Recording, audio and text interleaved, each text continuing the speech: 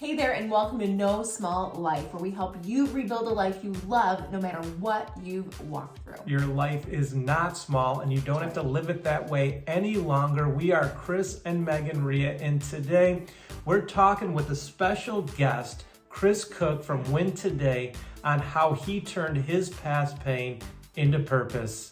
I hope you enjoy it.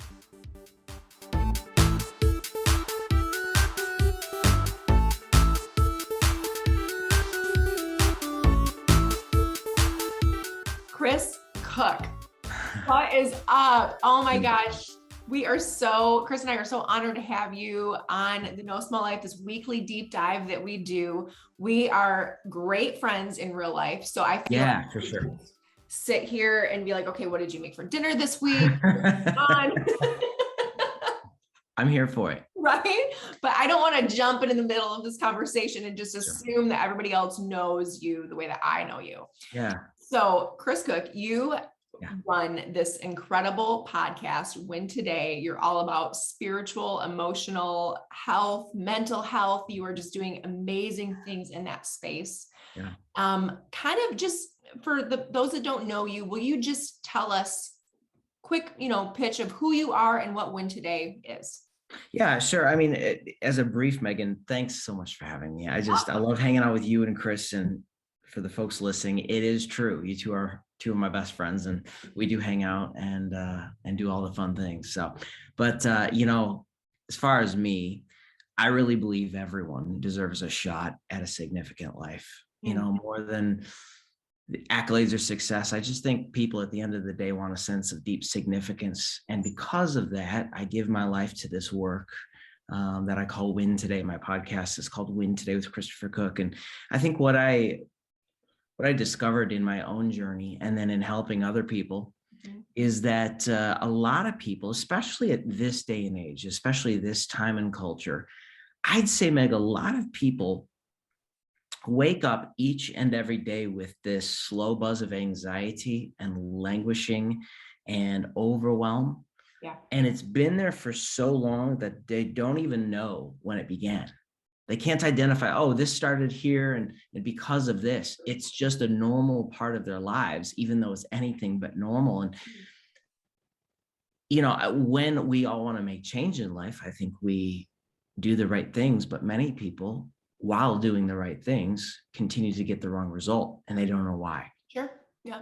And so really my core message with the Win Today brand and my coaching and my writing is really that self-help and life hacks help, but they absolutely will not turn the key to total life transformation that lasts. And so creating a sustainable plan for transformation is what Win Today is all about, and all the resources I produce. And so just to speak to the podcast quickly, every week, really, I engage in thought-provoking conversations with scientists, with leaders, with everyday men and women who have had experiences in mental health, emotional health, and in spiritual growth, with the aim of creating this plan for sustainable transformation in people's lives. Sort of my mantra has been that transformation beats self-help all day long. That is that is in many ways the common thread through my own story. Yeah. Yes, it is, sir. And I love that phrase, the sustainable transformation, because I mean, how many of us have started things with very good intentions to transform, but how do we build the grid underneath us to keep it sustaining, to actually have transformation instead of just quick changes, right? Sure. Yeah. Yeah. Yeah. So I know that, I mean, Win Today, it's such a powerful brand, basically, is what it is. I mean, it's such a powerful title for a podcast, and it just sounds like, man, you're just somebody, Chris, that has had it all together. You just wake up and just naturally know how to win the day. And I think that can be a lot of people's assumption, but what they don't know is behind the scenes, you've had to learn literally how to win the day. And so if you would kind of bring us back into your story. I know you grew up in a Christian home as a believer, walked with the Lord your whole life, but there were some really strategic pain points Yeah. your life that you had to walk through and overcome. So you can drop into that story anywhere you are comfortable, but I just Sure. welcome you to do that. Sure, Meg. Yeah. Thank you. My mom and dad got divorced when I was really young. My mom remarried an amazing, incredible man.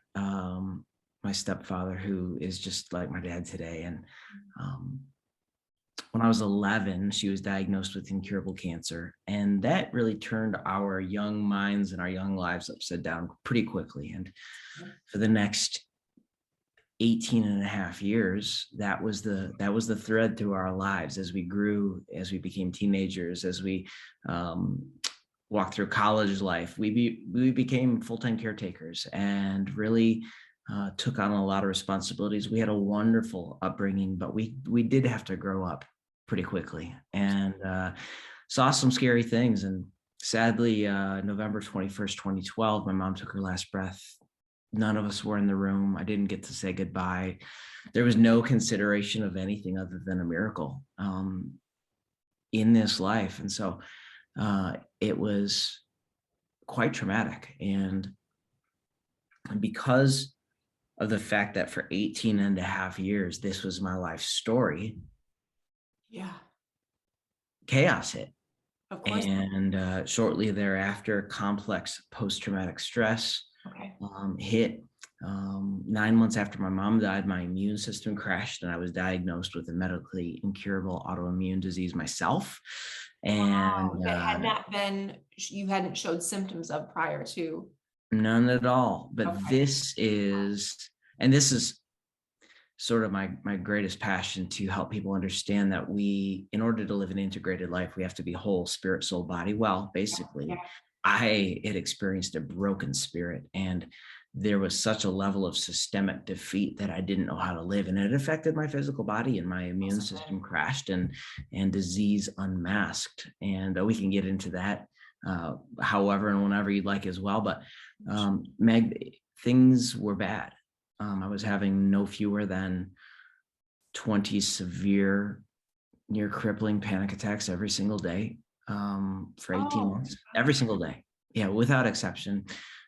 Christmas Day 2013, I wasn't sure I wanted to live. There was just such a heaviness, a weightiness of depression and sadness and grief. And did anyone around you really know what was going on inside of you at that time? Because I know you were still working. It's not like you were just shut down in your home.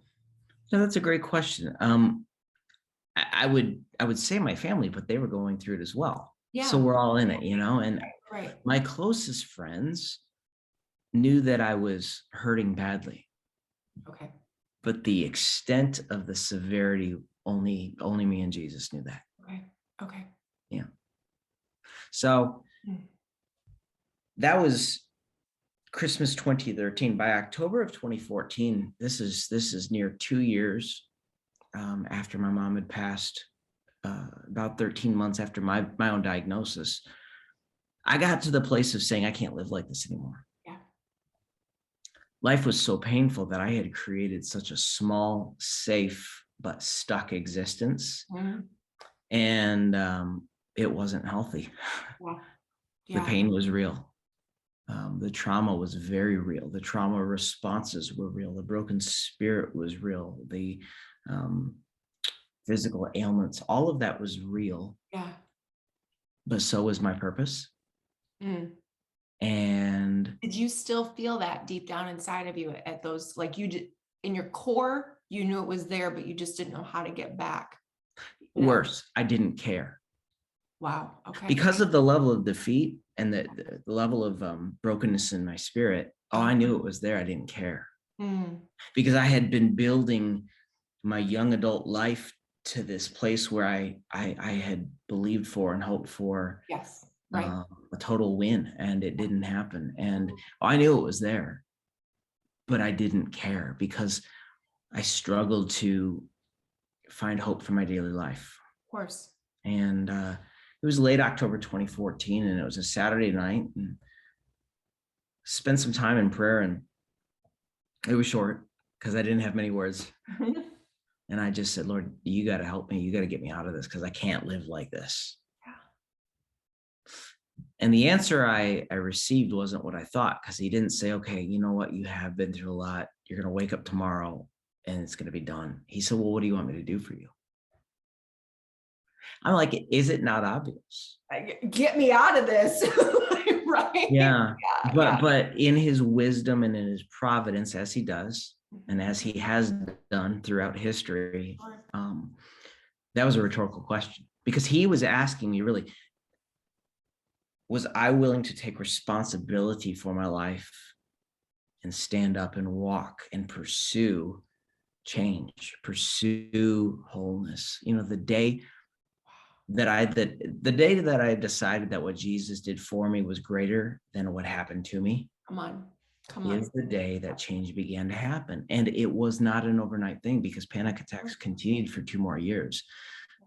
Counseling ensued quickly. A full physical change in my body began to take place through diet and exercise and the whole thing. But that was a marked day in my story, because it was the day I said, okay, the pain of change is only going to be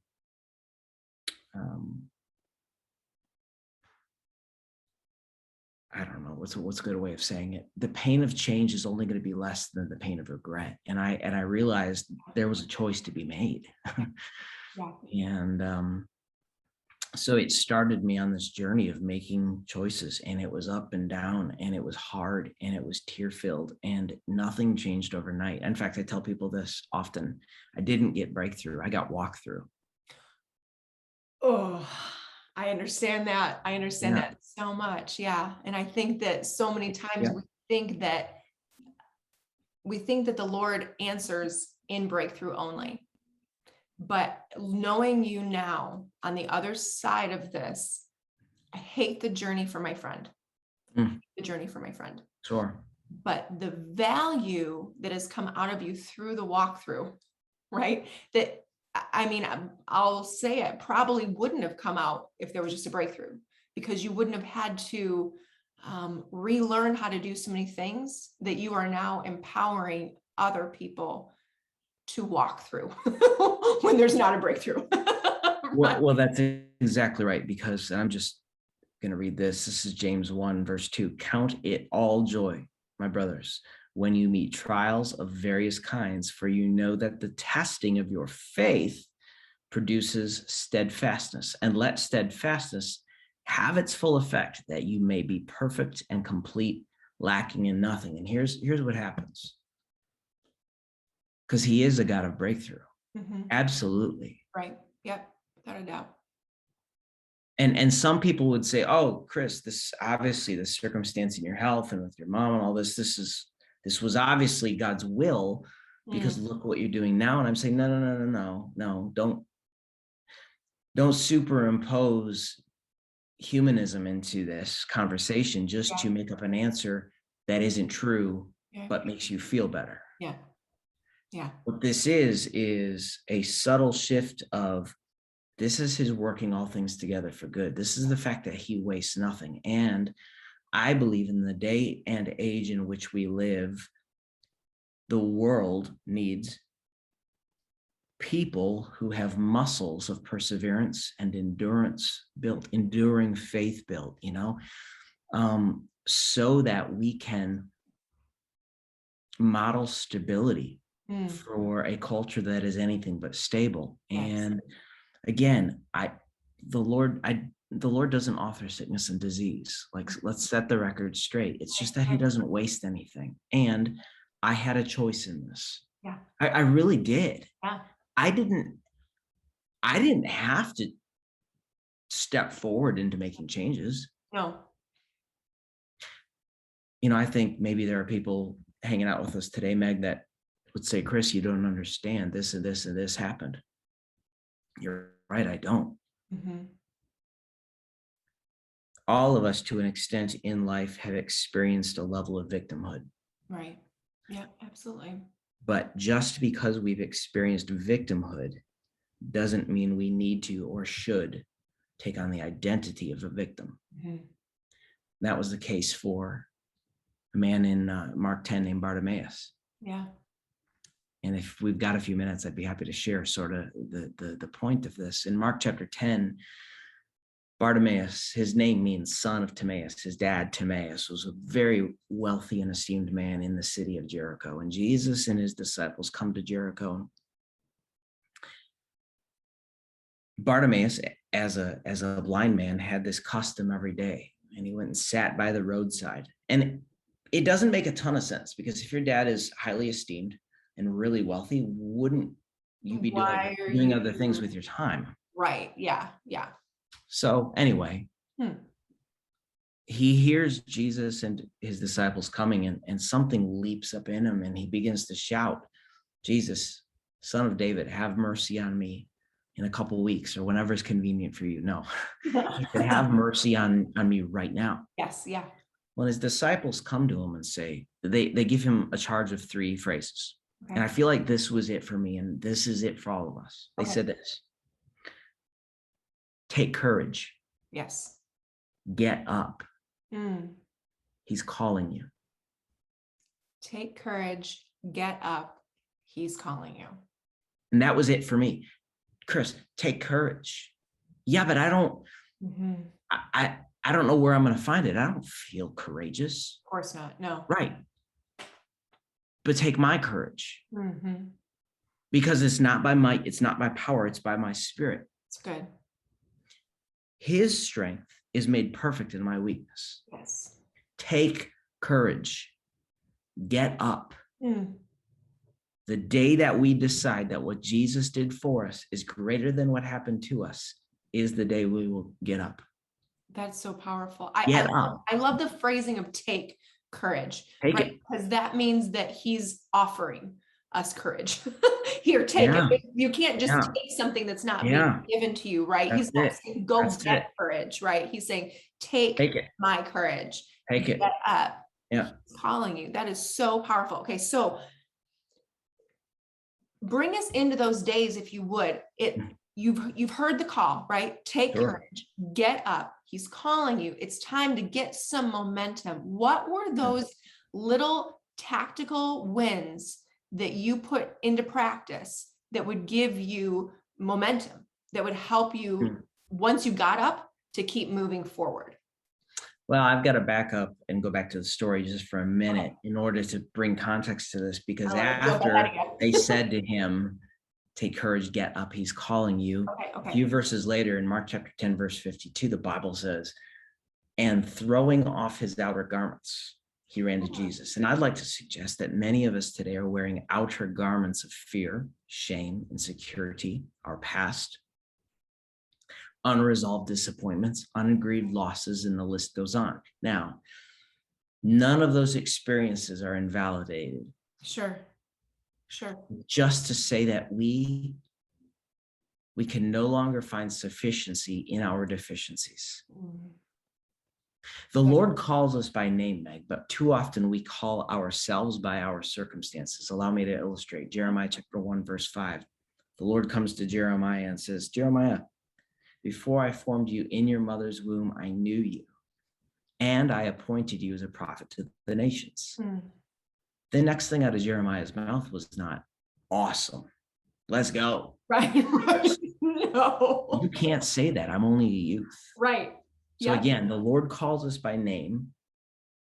Take courage, get up. He's calling you. We call ourselves by our circumstances, and we've worn these outer garments of unresolved disappointment, ungrieved losses, fear, shame, guilt, bitterness, regret, insecurity, etc., for so long that our true identity is now indistinguishable from that cloak that we've been wearing. Absolutely. We don't know life outside of these things. So back to your question, what are a few things I did? I had to start with, I'm done wearing this. Okay. I'm done. Now, you might say, Chris, that sounds like, just an exertion of willpower. No, the decision was something that I realized the Lord had called me to do, but I realized also that it wasn't my willpower that was going to get the job done. I said, okay, Lord, now I'm willing to hang this up. Give me the strength every day to not put this thing back on. So practically, to go back to your question, Yeah. what did I do? Every day, as I was getting ready, I had my bathroom mirror was littered by then with Post-it notes full of scripture about identity. And I would speak to myself. And this is not mind over matter or the power of positive thinking. This is the sharper than a two-edged sword word of God that penetrates the deepest parts of who we are. Right. And you say, well, Chris, what happens on days that you didn't feel like it? I still did it, because authenticity isn't doing what feels right. Authenticity is doing what is right. And I did it until I felt it, because emotions will catch up with obedience. Absolutely. Absolutely. And so that's the first thing. I changed my first glances of every day. Instead of browsing social media or allowing the trauma of a broken world to hit my heart and spirit first thing in the morning, I got the word in front of me quickly. Then, this is going to sound a little silly, but I actually considered wins doing everyday normal things. Okay. Okay. Get ready for work, going to work. Yes.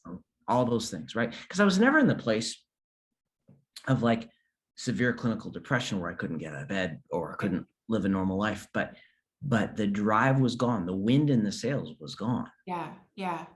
And I think that's where a lot of people can find themselves, right? They're Yeah. still functional, and for Sure. all intents and purposes, people looking at the outside might think, well, they're just moving on with their life after they've experienced something. But yeah, I think that's where a lot of people find themselves, that it's easy. Like you said, you have a choice in those moments that you can just Yeah. kind of go numb and just keep moving through life and just accept it and take on the identity of the circumstance that you've walked through.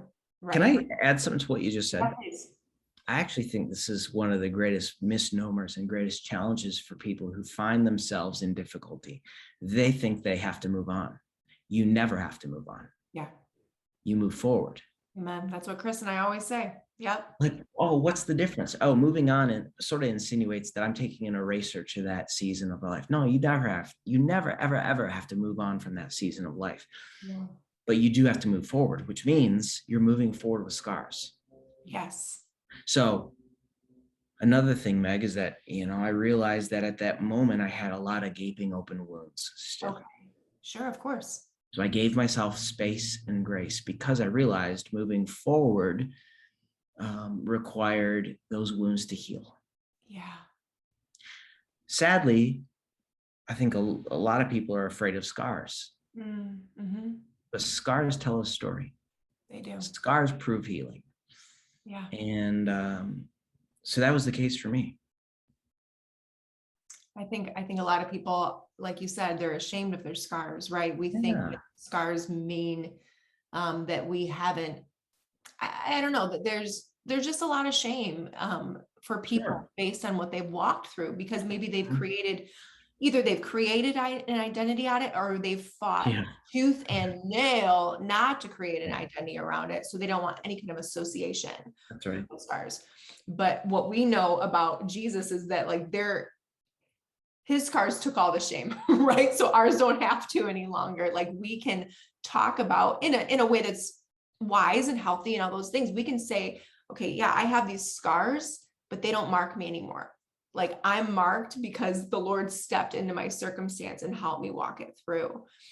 And so, Chris, we're there with you. We are getting those little wins in your day, right? Yeah. When did the point, was there a day, a moment, anything that you felt significantly shift again? Like you had that first shift with the Lord, that you had that choice, take courage, get up, he's calling you. Was there a second shift, or maybe not, but that you were like, okay, I'm feeling like I'm getting momentum, and I think my story could help other people? Yeah, probably a year later. Okay. Momentum, I could look back and see momentum building, because I was feeling better in my physical body. My emotional health was much better. Just simple things like brain fog Yeah. and chronic fatigue, all those things began to lift, you know, If you'd stayed the course doing everything that you knew to do, right? yeah, you know, 3 John 2 says, John writes this, he says, beloved, I pray that you prosper in all things and be in health, Mm, even as your soul prospers. yeah. So we are spirit, soul, body. And right there, he addresses 2 domains, our soul health, our emotional health, and our physical health. Well, you know, I could be eating the cleanest diet available, but if my soul is full of bitterness and Yeah. regret and anxiety and unforgiveness, Yep. my body is still going to release cortisol into my body. I'm not going to metabolize these good nutrients equally. Yeah. I could be happy as a clam pounding the standard American diet, and Mhm. that's not going to help me either. Right. Integration and integrated life wholeness is that no one domain of our lives, spirit, soul, body, functions independently of the other 2. Yeah. So to answer your question, it was about a year that Okay. things began to reconnect and click. Okay. Um, I began to feel physically alive again. Hmm. The buoyant, joyful disposition that I typically have most days Yeah. You began felt to that coming return. back. Yeah, and it did not mean at all that I had amnesia about my past, because I Of think a course. lot of Christians think, you know, I hate syrupy Christianese with everything in me. Yeah. And a lot of times we think, oh, the joy of the Lord gives me amnesia about the past. No, I was still grieving really heavily, and I Yeah. still do. Sure. But there is a difference between actively grieving and moving through a season of life where you're regaining wholeness and there's meaning to it now, you know? Mm. So Yeah, absolutely. Absolutely. So when, let's see here, how did you start putting these pieces together in a way that could help serve other people? Mm. Because it's serving you now. You're kind of a year out, you're getting some momentum, you're feeling your joy increase. When does win today, or even, you know, precursor to win today, hey, I want to do something with this. I know yeah, you and sure. I were both like, we're OG bloggers, like we Yeah, we sure, started sure, doing that. Like, when sure. did you start, you know, pen to paper or Yeah. lips to podcast? When did you start saying, okay, I'm going to not just redeem this story for my own sake, but I want to speak my story and the value that I've learned while walking through this to help other people? November 2014, actually, I launched my blog on my birthday of 2014. And it was in the middle of a lot of pain still, but I realized, because I've always loved to write, and I said, I've got to do something with this. And so I just began to write, and I wrote and I wrote and I wrote. And about 3 or 4 months in, the blog really started to take off. And I wrote about everything from relationships and communication to leadership. I'm a leadership junkie through and through. You had The old website was called chriscookis.com. And this is before Win Today ever existed. okay. And gosh, it was a year later, I get this email from Success Magazine, and they said, hey, you're in our top 60. Congratulations, you're in our top 60 for the top personal growth blog in America, or something like that. And I was like, what? I didn't enter anything. Well, unbeknownst to me, one of my readers must have entered me into this context. Okay. Contest, not context. And I was like, what is this? And then I get this email 2 weeks later. Hey, you're in the top 15. What is going on?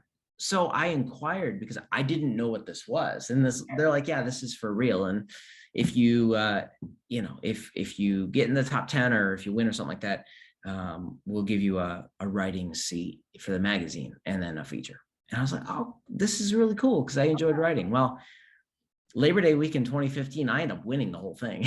Oh my gosh. So Success Magazine published me and crowned my website, whatever, the top personal growth blog in America for 2015 or something like that. And so wonderful. I mean, knowing, I think anybody could just read that and be like, oh, that's so cool. But knowing where you were just like 3 years prior, Yeah. that's bananas. That's only redemption. That's only the Lord. It is, and then what's funny is by December of 2015, a few close friends, mutual friends of ours actually said, hey, dude, you got a pretty solid speaking voice. You're a good communicator. Have you ever thought about podcasting? I'm like, nah, I don't know. I just really enjoy writing. Well, I approached you and I was like, yeah, you want to co-host this podcast with me? Because I didn't know. And I thought, well, I'll just It was so new. We're all like, I think podcasts might take off. I'm not really sure. No. Yeah. So I thought, well, I'm just gonna recycle blog posts and just do an audio version of them. And it'll be a 15-minute quick win show every week, whatever. Wasn't sure I was even gonna stick with it. So launched the podcast, I'd say officially in spring of 2016, but I was so inconsistent with it because the blog had my heart. It had all my attention. And I mean, I did everything wrong that a beginner podcaster should never do, like huge gaps, not sure what I was talking about, still trying to find my voice. I wasn't sure. And finally I let it. I were on some of your early episodes too. I think we were on like 6 episodes 4 through 8. Yes. Yeah. I go back, I may or may not have sounded like I was high on those episodes, but whatever. No, I wasn't. Start, right? Yeah, you were not high. I was just trying to find my voice. Anyway, so that thing, Meg, I let it sit for probably 7 or 8 months, actually with nothing, because I thought the blog is still doing well. I was writing for the magazine. This is just where my heart's at. Well,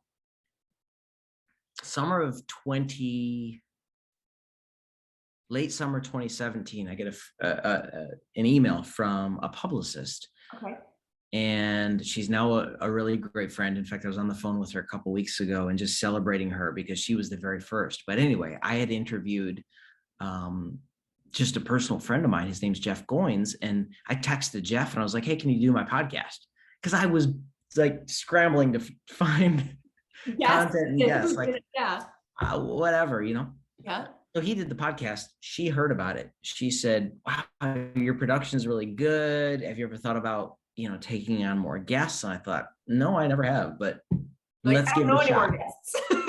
Well, anyway, all that said, by March or April of 2018, this thing became crystal clear for me. And I went, oh, there's something to this. Now, I hadn't fully developed the messaging and the niche that I have now, but it was a huge start. So I began to interview people, and then many more people. And then all of a sudden the calendar was getting full. And what I realized through this is that there was actually a felt need in my target market for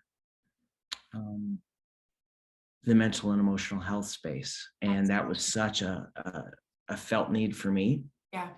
That by summer of 2020, guys, this has been a long journey. I almost quit right before the pandemic in 2020 because I thought, well, if this is great, but I could be doing other things. Okay. But by summer of 2020, something got like crystal clear, and I went, oh, this is it for me. And I rebranded the whole thing. I tightened the whole niche. I developed avatars for the brand.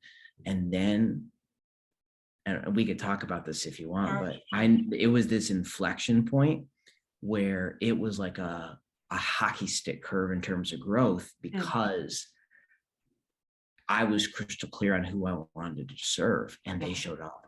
Yeah. Wow. So, yeah. What I love is that that wasn't the end goal. Like, when you started out, you're just kind of doing the next right thing.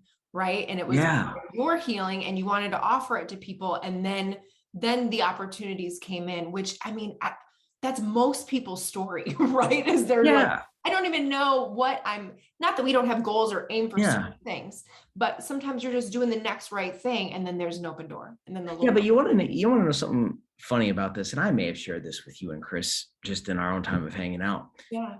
the Lord is so good at directing our steps. Yes, he is. Because when I was a little boy, I have a picture of myself. I was probably 3 years old, and I was in this, I don't know, burgundy bathrobe, Awesome. a la Hugh Hefner or something. That's I don't, whatever. 3-year-old you ever.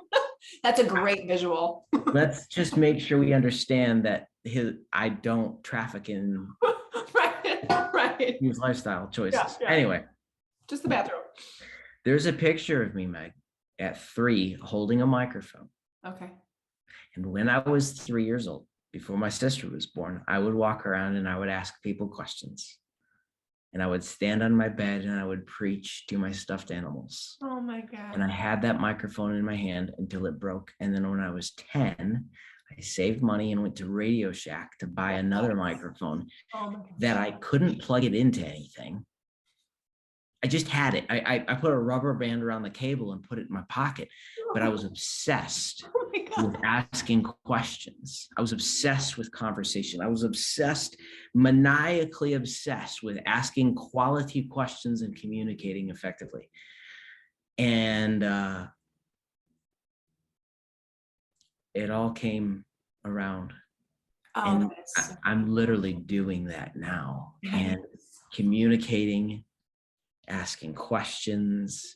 One of my favorite things to do is developing the skill of being an interviewer. I mean, I am maniacal about asking questions, and it's amazing to see how the Lord put that seed in my heart 36 years ago. And here I am today doing that very thing. Yeah. When I was super young, I thought maybe I'll go after broadcasting. Sure. And it's just amazing to see how those seeds have manifested all these decades on. And I don't mean this in a platitude type way, but I mean, I give the rest of my life for this one thing. So it's amazing. Yeah. It's amazing. It's amazing to see God fulfill that dream. Sure. Know what I mean, what I like when I talk to people now, especially younger people, I'm like, listen, 12 years ago, who knew what a podcast was? Like 20 years ago, who knew what a blog or was? You know what I mean? Like these were not things. And so many times we get these inklings of stirrings in our spirit. Yeah. We know the Lord's going to do something, but we don't know what yet. And maybe it's because that what isn't created. And it would freak us out if he told us, right? For sure. So we keep doing the next right thing. So, you know, you are interviewing some incredibly influential people in just in Christian culture and in the mental health wellness space. Sure. You are an excellent interviewer. The way that you dig into people's stories, the curiosity that you present. Sometimes you ask such good questions when we're on the podcast. I'm like, I'm going to need a minute. But I say all that to say, what kind of feedback have you heard from your listeners, from your readers, that you have seen pieces of your story start to get redeemed? Because, you know, this month I told you earlier that Chris and I are talking all about turning your pain into purpose. And as soon as we came up with that title, we were like, we have to have Chris on because we know you and we know that is your story, that you've taken all of this literal, you know, physical, emotional loss, and you've walked through it, still walk through it some days, that is very real. I get 100%. That. 100%. But you kept going. Yeah. And now you're starting to see other people going, thank you for that. Thank you for keep going. Thank you for that interview. Anything in that redemption space that you've heard from other people that comes to mind that you'd like to share?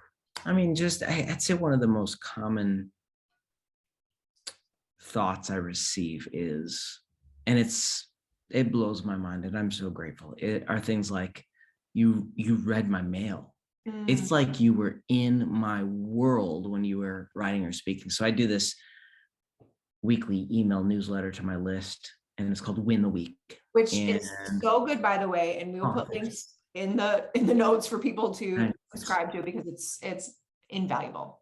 Thank you. And really the goal is, it's not building your best life or goal achievement. And Right. there's a place for all that. This is about getting under the hood of the heart Mm. so that we can catalyze transformation, spirit, soul, body. And so really the way I designed the email is, you can read it and apply it in 5 minutes or less. And it's going to be a weekly thing. Well, Okay. a lot of the feedback is along that lines, like, you must have been in our world to know this week. And a lot of those things, there's a lot of great encouragement around hope instead of hopelessness. And that just means so much to me. I feel like if I could play a part in helping to end the epidemic of overwhelm and languishing and the slow buzz of anxiety, I'd be really grateful for that. Absolutely. I want people to wake up with a sense of purpose. Mm-hmm. That's why this is called Win Today, not because I have everything figured out, but I'll tell you where the title came from. Psalm 20, actually. Oh. Yeah. Verse 1 in Amplified says, "May the Lord answer you in the day of trouble. Mm. May the name of the God of Jacob set you up on high and defend you, send you help from the sanctuary and support, refresh, and strengthen you from Zion. Remember all your offerings and accept your burnt sacrifice. May he grant you according to your heart's desire and fulfill all your plans. We will shout in triumph at your salvation and victory. And in the name of our God, we will set up our banners. May the Lord fulfill all your petitions." And so I thought, if I could help people build a repository of emotional wellness, physical wellness, relational capital, et cetera, when tomorrow becomes today, Mm-hmm. there's a proverbial bank balance from which they can make withdrawals. Yes. Yeah. And win today, even when storms come, even when life throws us curveballs. And so this is definitely not about the syrupy pie in the sky, your best life now, 5 steps to your wildest dreams. Right. Formula. It's not a formula at all. It's actually why it's a roadmap. Yeah. Because there are unique mile markers in everyone's journey. Yes. There are similar mile markers in everyone's journey. I think a similar mile marker for all of us is back to where we started. All of us, if we're going to live a successful, overcoming life, are going to have to wrestle with what happens when I'm invited to take courage to get up and follow him. Yeah. All of us are going to get to that place. It's going to look differently for each one of us, but it will happen. And I think that's why like you said, people are saying, you read my mail. Were you in our house last night listening to our conversation? Because what pain is pain. You and I, and Chris, like it's always, sure. It never ceases to amaze me when we talk how many overlapping things there are. How we've all felt stuck or small or things, and it's like we speak the same language, even though our circumstances look vastly different. 100%. But there's nothing new under the sun, right? And I take such courage in that, because I know that whatever circumstance is plaguing the person that's watching this right now, so they're not alone. Mm-hmm. That other people have walked through either that circumstance or something similar. Mm-hmm. They walked through it, and there's hope on the other side of it. And what I love about what you do with Win Today is you're literally like throwing out life rafts of hope to people all day long. Like, here you go. And not just here you go, but like tactically, here's how you're going to apply it. I'm going to pull you in. Like, you got to take the steps. You got to take courage. You're going to have to get up and keep going. But here's your first step. Here's your first life raft. Meg, the thing is, what I'm doing today is I'm creating the resources I needed 10 years ago. Isn't that the truth? I heard someone say, write what you need to read. Mm-hmm. I'm doing that. Yeah. those of us that create resources and such, we're not experts at all. We are just like in the trenches, mining this thing out and endeavoring to find resources that can help others. I I know that's true for you and Chris. Oh, it absolutely is. I mean, when you're in that space, they always, for business, they tell you to have that target audience, that avatar in your mind, right? And I'm like, well, that's easy. I'm writing to 32-year-old me. I'm writing to what I needed, right? Easy. Yeah, that's right.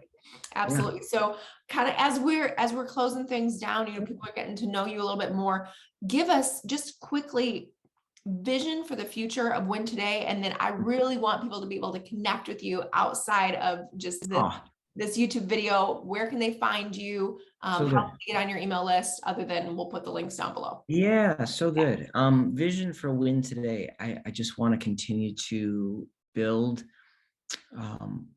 a resource that people can dive into to get better in their mental health, in their emotional health, and in their spiritual growth. Really, it's those three pillars. And of course, that encompasses relationships and communication, etc. But it's those three dominant pillars: mental health, emotional health, spiritual growth. So to continue to build upon those things is great. The podcast is doing real well. And, I joined a podcast network earlier this year. Yes. I'm going to be making a really exciting announcement about the future of my writing here, hopefully within the next couple weeks. Okay. So I'm excited about that. But yeah, you can find me. I'm on Instagram, 00 Chris Cook. You can find me at wintoday.tv. The podcast Win Today with Christopher Cook is available everywhere. Podcasts are available, every platform. Yeah. My YouTube channel as well. And then Win the Week. You can just go to wintoday.tv. There's a button right on the homepage to subscribe to Win the Week. And that's just, like I said, a weekly email. Read it, apply it, 5 minutes or less. It comes every Wednesday morning. It's absolutely free. And then, I do coaching on the side, and people can get coaching with me via the website, or even just on Instagram. There's a book now button. So come hang out there, and I think I've covered everything. I love it. I love it. Chris Cook, you are just one of my nearest and dearest. We appreciate you. Love you both. Love you guys. We celebrate you. And man, just keep doing what you're doing, because you truly are helping other people win the day. And I'm honored to get to run alongside you, friend. Thank you, my friend. Love you both. Thanks, Meg. Thanks, Chris. Good job. Wow, what a conversation, right? I truly hope that you guys enjoyed today's interview with Chris Cook. And if you want more content like this, I just want to encourage you, go ahead and subscribe to this channel. We are putting out new videos each week to help you rebuild a life you love. Yes, and remember, your life is not small, and you don't have to live it that way any longer. Have a great day, everybody. Bye, guys.